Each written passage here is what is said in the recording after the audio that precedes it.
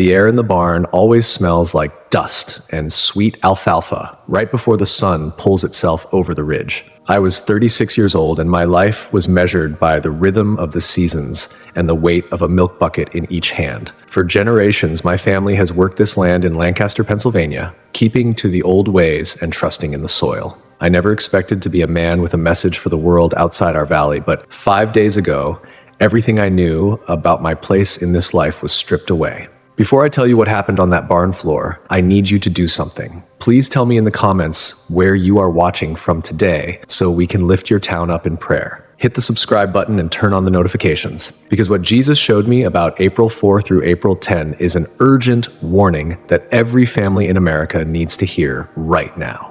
It was 4 in the morning on March 24th. The cows were restless, shifting their weight on the concrete while I moved from stall to stall. I've always been a man of few words, preferring the silence of the fields to the noise of the town. I believe that God speaks loudest in the quiet, but I wasn't prepared for what he was about to say.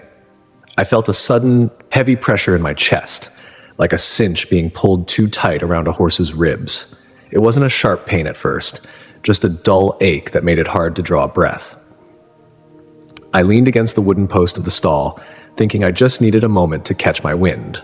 But then a cold sweat broke out across my forehead, and my left arm felt like it had been turned to lead. I tried to call out for my brother, who was in the silo, but the words died in my throat. The floor rushed up to meet me, and the last thing I smelled was the damp earth and the warmth of the herd. I don't know how long I lay there, but suddenly the pain was gone. It didn't just fade, it vanished, replaced by a lightness I can't even describe. I felt myself rising, lifting away from the heavy boots and the worn denim I've lived in for years. I looked down and saw a man sprawled on the hay-strewn floor. His face was pale, almost the color of a winter moon, and his hands were curled into the dust. I saw my brother run into the barn, his lantern swinging wildly as he shouted, "Samuel Miller, stay with us! Samuel, wake up!" He fell to his knees beside me, his hands shaking as he tried to find a pulse. I wanted to tell him I was fine, that I had never felt better, but I was already moving beyond the rafters of the barn. The wooden roof seemed to melt away, and I found myself in a place where the light didn't come from a sun or a lamp. It was a living light, golden and deep, and it felt like a warm blanket on a freezing night. I wasn't afraid. The peace I felt was more real than the ground I've plowed every spring. I realized then that my life of chores and fences was just a small part of a much bigger story. I wondered why a man like me, who has spent his days in the corners of Lancaster County, was being shown the vastness of the heavens. I felt so small, like a single grain of wheat in a field that stretched forever, and yet I knew I was being held by something that knew my name. The light began to gather itself into a shape, and I knew immediately it was Jesus. He didn't look like a painting or a statue. He looked like the most familiar person I had ever met, a shepherd who knew every sheep in his flock by the way they walked. His eyes held a kind of love that made me want to weep, not because I was sad, but because I felt finally, completely understood. When he spoke, his voice didn't sound like thunder. It sounded like the wind through the cornstalks, gentle but impossible to ignore. He told me that he had brought me here to see what is coming, to be a witness for those who have forgotten how to listen. He said that between April 4th and April 10th, the world would see a shifting in the spirit that would start in the humble places. He turned my gaze toward the earth, and it was like I was looking through the very clouds. He pointed toward a small house in Blue Ball, Pennsylvania. I saw an elder, a man with white hair and hands calloused from years of carpentry. It was the early morning of April 4th. The man was sitting in his rocking chair, his body stiff with the pains of age. Suddenly, a soft blue glow filled his small room. I watched as he sat bolt upright, his back straightening and the knots in his joints smoothing out. He didn't jump for joy. He fell to his knees and began to pray with a strength that shook the floorboards. Jesus told me this was the first wave, the awakening of the old watchman who had been too tired to stand. Then the vision shifted to the city of Lancaster. I saw a woman standing in a kitchen of a small row home on April 4. She looked tired, burdened by the bills on her table and the noise of the street outside, But as I watched, the walls of her house seemed to become like glass. She could see into the homes of everyone on her block. She saw the father 3 doors down who was losing his job and the young mother across the street who was crying in her bathroom. She wasn't seeing their physical lives. She was seeing the weight on their souls. She picked up a notebook and began to write down names, and as she prayed for each one, I saw a thread of light connect her house to theirs. Jesus told me that during these days, He is giving the gift of sight to those who have felt invisible. I stood there in that glorious light, watching these things happen, and I felt a deep ache in my own heart. I thought about my own neighbors, the people I see every Sunday, and how often we pass each other without really knowing the battles being fought behind closed eyes. I've lived my whole life thinking that as long as the fences were mended and the hay was in the loft, I was doing my part. But seeing that woman in the city made me realize that our walls are thicker than we think. We hide our struggles like they're ashamed to be buried, when really they are the very things that should bring us together. I felt a sudden urge to go back, to knock on every door in the valley and just listen. I realized that being plain isn't just about the clothes we wear. It's about having a heart that is open and simple enough for God to use. The vision moved again, traveling over the hills to Bird in Hand on the morning of April 5th. I saw 3 brothers, men I recognized from the market, standing in a field behind a team of horses. They were preparing the soil for the spring planting. Suddenly, a heavy golden mist descended upon the field. The horses stopped, their ears twitching, but they didn't bolt. The 3 brothers stood still, their hats in their hands, as the mist swirled around them. They weren't seeing a physical storm, but Jesus showed me what they were witnessing in their minds. They saw a great trial coming to the nation, a time of confusion and shadow, but they also saw a shield being raised over the families who stayed true to the old paths. They began to intercede right there in the dirt, their whispers carrying the weight of a mountain. The golden mist in that field near Bird in Hand didn't just stay with those 3 brothers. It felt like it was spreading, a quiet power moving through the roots of the trees and the foundations of our homes. Jesus kept His hand near my shoulder, and the warmth from Him was like sitting by the wood stove after a long day of splitting logs. He then turned my attention toward a large brick building in the city of Lancaster. It was a care home, a place where the air usually smells like floor wax and medicine. It was the afternoon of April 5th. I saw an elderly woman sitting by a window. Her name was Martha, and she had spent the last 3 years in a fog, not knowing her own name or the faces of her grandchildren when they came to visit. She looked like a hollow shell, her eyes staring at nothing. Suddenly, a pulse of white light, as clear as spring water, swept through the hallway of that building. It didn't make a sound, but I saw the effect it had on Martha. Her eyes cleared. The fog didn't just lift, it was wiped away. She stood up from her chair, her movements fluid and sure, as if the weight of 80 years had been traded for the strength of a young girl. She walked out of her room and into the common area where other residents were slumped in their chairs. She began to speak to them, and her voice carried a weight I've only ever heard in the old ministers.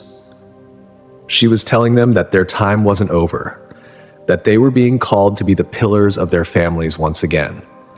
She warned them that between April 4th and April 10th, a great distraction was coming, a noise from the world that would try to pull their grandchildren away from the truth. Jesus told me that He is clearing the minds of the aged so they can be the anchors in the coming storm. Watching that woman, I couldn't help but think about how we treat our elderly. In our community, we keep them close, but even we sometimes forget that they are the ones who carry the maps of where we've been. I felt a sting of regret for all the times I'd nodded my head while an old man spoke, my mind already halfway out the door to finish a chore. I realized that wisdom isn't something you can grow in a field. It's something that has to be tended in the heart over decades. If we lose the voices of those who have already walked the path, we're just wandering in the woods without a compass. I wondered if my own mind was as clear as it needed to be, or if I was just as distracted by the work of my hands as the people in the cities are by their glowing screens. The vision moved again on April 6th, settling near the town of Intercourse. I saw a father standing in a barn, much like my own, looking at his teenage son. There was a tension between them that you could almost touch, like a rope pulled to the breaking point. The boy was looking away, his face tight with a pride that I've seen in my own mirror more times than I'd like to admit. He wanted something else, something faster and louder than the life we live. But then, the father's eyes changed. It was as if he could see right through the boy's skin into the very center of his heart. He saw the root of the pride, a seed of bitterness that had been planted by a harsh word years ago. The father didn't yell. He didn't quote scripture like a hammer. He simply reached out and put a hand on his son's shoulder, and I saw a light pass between them. The father spoke to the boy's secret thoughts, addressing the pain before the pride could grow any deeper. I watched as the boy's shoulders slumped and the hardness in his eyes melted into tears. They fell into each other's arms right there on the hay. Jesus told me that this window of time, April 4th through April 10th, is a season for the restoration of the family. He is giving fathers the ability to see the hidden wounds in their children so they can be healed before the world breaks them further. I've always thought of myself as a good father, a man who provides and stays steady. But seeing that man in Intercourse made me realize that being a provider isn't just about the food on the table. It's about the spirit in the home. I've been so busy making sure the barn was straight that I never stopped to see if my own son's spirit was leaning. It's a terrifying thing to realize that you can be standing right next to someone and be miles apart in your hearts. I felt a desperate need to get back to my own house, to sit with my boys, and really look at them, not just look at the work they were doing. We spend so much time teaching them how to work the land, but are we teaching them how to work through the darkness in their own souls? The vision then jumped to a small one schoolhouse near Ronks. It was the afternoon of April 6th. The children were sitting at their wooden desks, the only sound being the scratching of pencils and the wind against the shutters. The teacher was a young woman, her face kind and steady. As I watched, a wall of light, as bright as the sun on fresh snow, rose up around the entire building. It wasn't a physical wall, but in the spirit, it was as solid as granite. I saw dark shapes, like shadows with no bodies, trying to press in against the windows. They were the spirits of the world, envy, confusion, and the desire for things that don't satisfy. But they couldn't get past that light. The teacher stood up and walked to the window. She didn't see the shadows, but she felt the presence of the protection. She gathered the children together, and they began to sing a hymn, their small voices rising up like a sweet incense. I saw that for every child in that room, an angel was standing at the door, guarding the entrance to their minds. Jesus told me that he is placing a special shield over the plain children during these days, but it is a warning for all parents. The world is looking for a way into the hearts of our young ones, and if we don't build a wall of prayer around them, the shadows will find a crack. It made me think about the world outside our fences, the things I see when I take the buggy into the bigger towns, the noise, the constant shouting for attention, the way everything is built to make you want more than you have. We try to keep our children safe by keeping them separate, but I saw in that vision that separation isn't enough. You can be in a one-room schoolhouse in the middle of a field and still be under attack. True protection doesn't come from a fence or a set of rules. It comes from the light that lives inside the community. I felt a heavy weight of responsibility. It's not enough to keep the world out. We have to keep the spirit in. I wondered if we were relying too much on our traditions to save us, forgetting that a tradition without the living breath of God is just an empty shell. The golden light from Jesus seemed to pulse, and suddenly I was standing in a place that made my heart feel tight with a strange sort of grief. It was April 7th, and I was looking inside a massive stone cathedral in the city of Reading, Pennsylvania. I have never stepped foot in a place like that. The ceilings were so high they disappeared into the shadows, and the windows were filled with colored glass that depicted stories I only knew from the black and white pages of my Bible. The air was heavy with the smell of old incense and the sound of a grand organ that made the very floor vibrate. Up at the front, men in elaborate robes were speaking, their voices polished and smooth, talking about things that sounded more like a business meeting than a gathering of the faithful. But my eyes were drawn to the very back row. There sat a woman well into her 90s, wearing a simple cloth coat and holding a Bible that looked like it had been through a fire and back.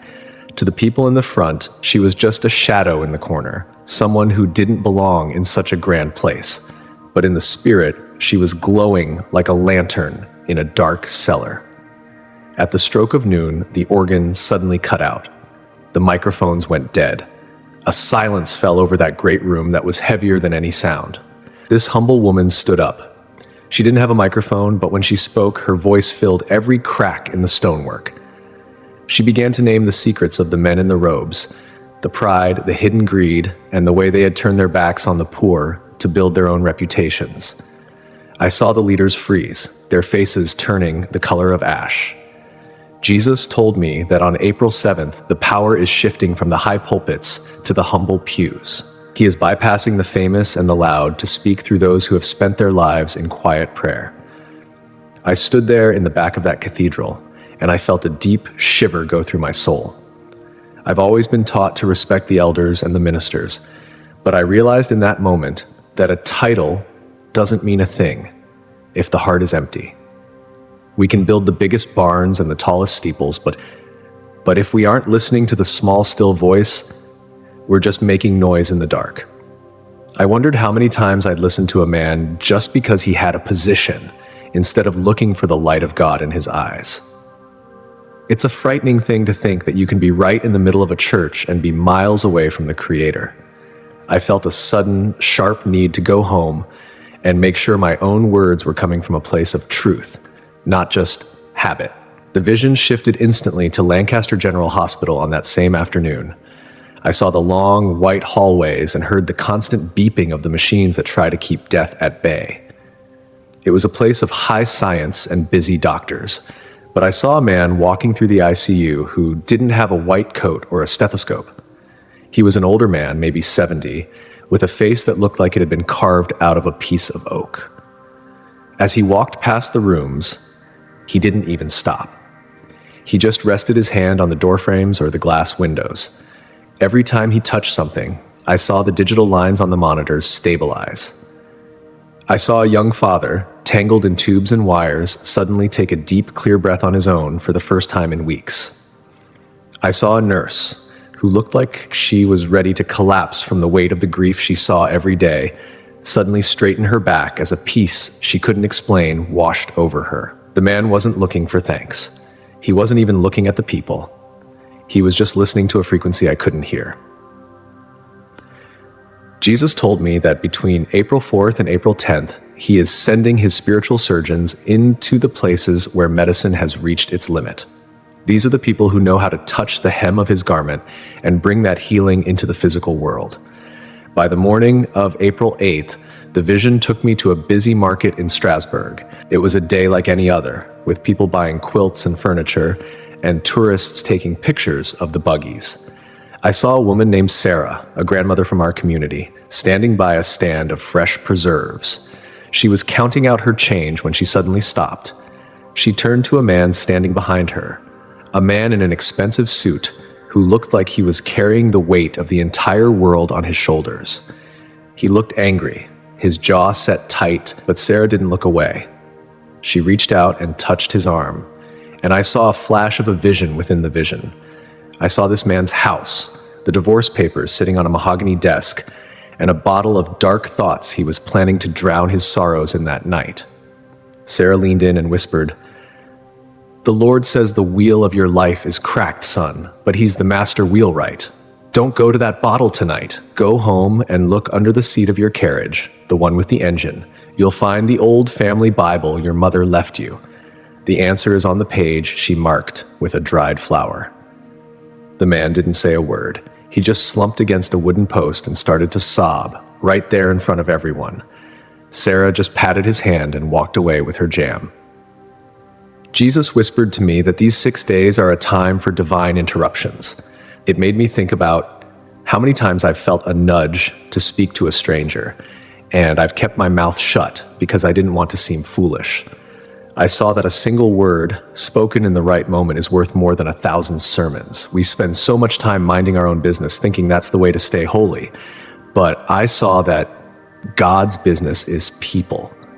If we're so busy being separate that we can't reach out to a drowning man, then what is our faith even for? I felt a heavy conviction. I've been a man of the soil, but I haven't been a man of the soul. I realized that the greatest harvest isn't in the fields, it's in the broken hearts of the people we pass. We pass every single day. Finally, the vision moved to the banks of the Conestoga River on April 9th. I saw a covered bridge, one of the old wooden ones that have stood for 100 years. It looked solid enough, but as I watched, I saw a spiritual darkness swirling around one of the main support timbers. I saw an elderly man, a retired mason, sitting on a bench nearby. He wasn't looking at the bridge with his eyes. He was feeling it in his spirit. He felt a sudden, sharp tremor, like a warning bell ringing in his chest. He didn't hesitate. He got up and walked to the nearest house, telling them to call the county workers immediately. They laughed at him at first, but something in his voice, a weight of authority that came from decades of walking with God, made them listen. When the workers arrived and crawled under the bridge, they found a rot so deep that the whole structure would have collapsed under the next heavy load. A school bus was scheduled to cross that bridge in less than an hour. Jesus told me that the elderly are his prophetic early warning system.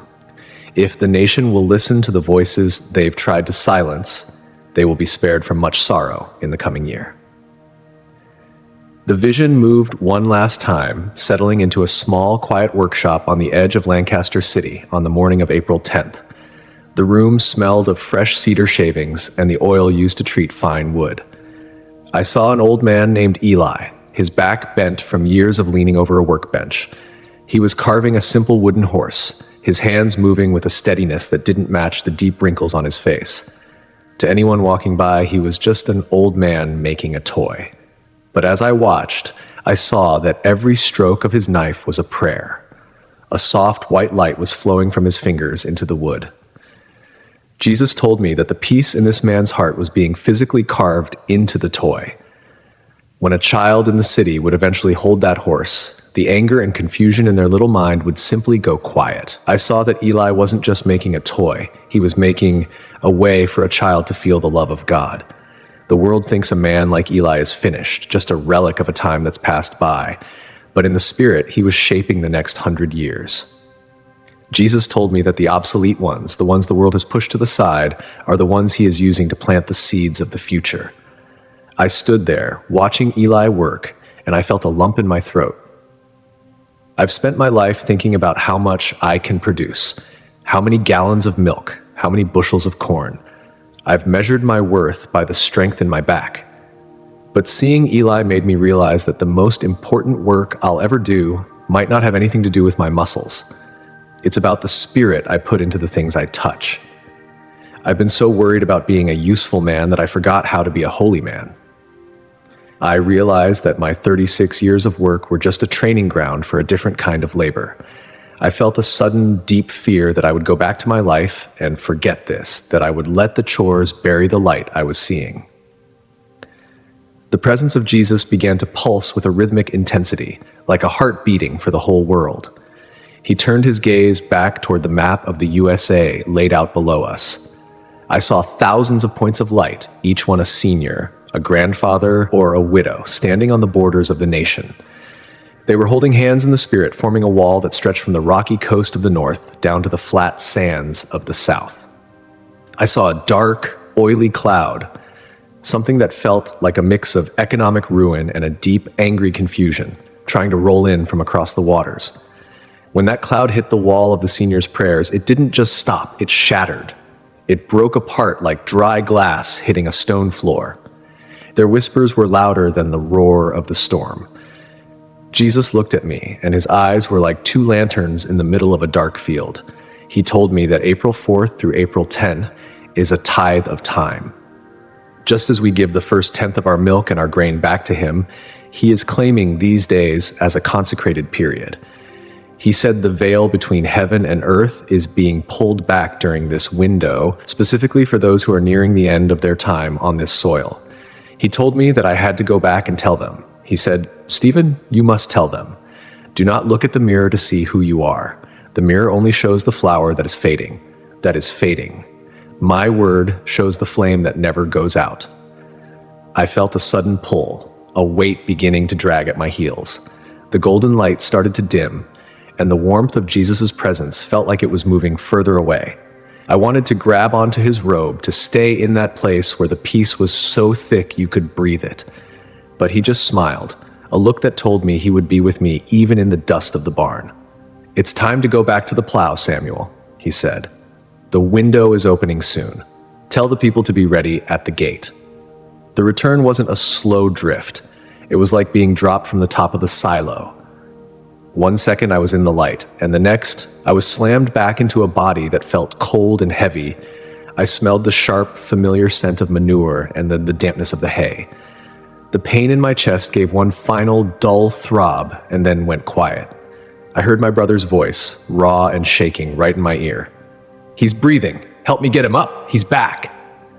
I opened my eyes to the flickering light of the lantern and the rough wooden beams of my own barn. I felt like a stranger in my own skin, my mind still echoing with the sound of 1,000 voices singing in harmony. It has been 5 days since I woke up on that floor.